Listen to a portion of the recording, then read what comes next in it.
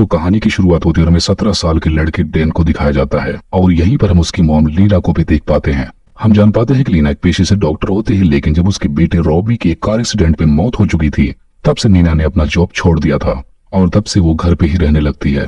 अब हम देख पाते हैं कि लीना पेशे से तो एक डॉक्टर है, लेकिन आजकल वो खुद डिप्रेशन में रहती है और हमेशा अपने बेटे रॉबी को याद करती रहती है। ऐसे में नीना का दूसरा बेटा डेन उसे संभालता है, क्योंकि नीना का पति एक बिजनेस के सिलसिले में हमेशा बाहर ही रहता था। यहाँ पर लीना अपने आप को काफी अकेला महसूस करती है, लेकिन उसका बेटा भी अपने भाई की मौत का खुद को जिम्मेदार समझता है। इसके बाद वो अक्सर अपने एक फ्रेंड के साथ लड़ाई करता है और उसी के साथ गुस्सा शांत करता है।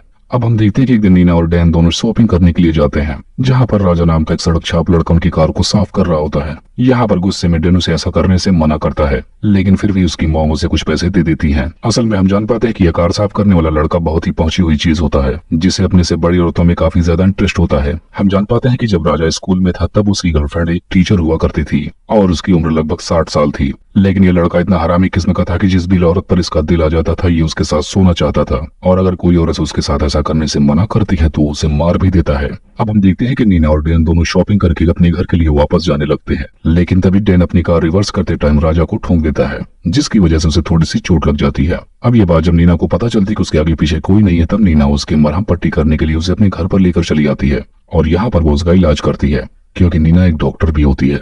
अब यहाँ अपने घर में राजा को देखने के बाद डैन को बिल्कुल अच्छा नहीं लगता, क्योंकि वो सोचता है कि कोई सड़क छाप लड़का हमारे घर में कैसे रह सकता है। अब इसके बाद हम देखते हैं कि राजा डैन की नजर में हमेशा से गड़ा हुआ रहता है, लेकिन यहाँ पर राजा उनके घर का पूरा काम कर रहा था। कभी वो स्विमिंग पूल में पानी भरता तो कभी कुछ करता। अब ये सब कुछ देखने के बाद डैन को काफी अजीब लगता है, जिसके बाद वो उसके बैग की तलाशी लेता है। अब राजा के इतने अच्छे बर्ताव को देखने के बाद नीना उसे अपने घर में और भी ठहरने देती है, क्योंकि इस घर में अकेले रहते रहते वो बोर हो चुकी थी। अब राजा को अपने घर पर रखने का मन डैन का बिल्कुल नहीं था, लेकिन उसके मोम के कहने पर वो उसे रहने देता है। लेकिन जब वो राजा के बारे में और भी ज्यादा चीजें पता करता है तब उसे राजा के बारे में सारी हकीकतें पता चलती हैं। यहाँ पर उसे पता चल जाता है कि राजा एक साइको टाइप का आदमी है और उसने कई मर्डर भी किए हैं। और अब हमें दूसरी तरफ दिखाया जाता है, जो कि राजा नीना के काफी करीब जाने की कोशिश करने लगता है।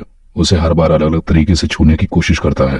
अब एक बार तो इतनी हद हो जाती है कि डैन राजा को उसकी मोम के साथ इंटीमेट होते हुए देख भी लेता है, जिसके बाद उसे ऐसा देखने पर बहुत गुस्सा आता है, जिसके बाद वो एक चाकू से उसे मार देता है और उसकी लाश को ले जाकर जंगल में गाड़ देता है। अब हम देखते हैं कि डैन जब घर आता है तब नीना उसे नहलाने लगती है और उसी वक्त उसका हस्बैंड भी आ जाता है और घर आकर वो नीना को बताता है कि मेरे साथ पुलिस ऑफिसर भी आए हैं। इन्हें राजा के बारे में कुछ पता चला है कि उसने कई औरतों का मर्डर किया और वो हमारे घर में आकर ठहरा हुआ है। यहाँ पर नीना उसे बताती है कि राजा कल शाम तक यहीं पर था, उसके बाद से उसका कोई पता नहीं है। अब नीना और डैन की बातें सुनने के बाद नीना के हस्बैंड को शक होने लगता है और वो फौरन जाकर सिक्योरिटी कैमरास को चेक करने लगता है। तब उसे वीडियो में दिखता है कि नीना राजा को वहां से जाने के लिए कह रही थी और नीना ने ही राजा को उसके साथ वो सब करने की परमिशन दी थी। अब ये सब देखने के बाद डैन को भी बहुत गुस्सा आता है, जिसके बाद वो सीढ़ी को तोड़कर फेंक देता है और हम देखते हैं कि डैन गुस्से में जाकर स्विमिंग पूल में कूद जाता है और फिर वो बाहर नहीं निकलता, जिससे हमें पता चलता है कि डैन उसे स्विमिंग पूल में डूबकर अपनी जान दे देता है। और इसी को दिखाते हुए इस कहानी का यहीं पर एंड हो जाता है।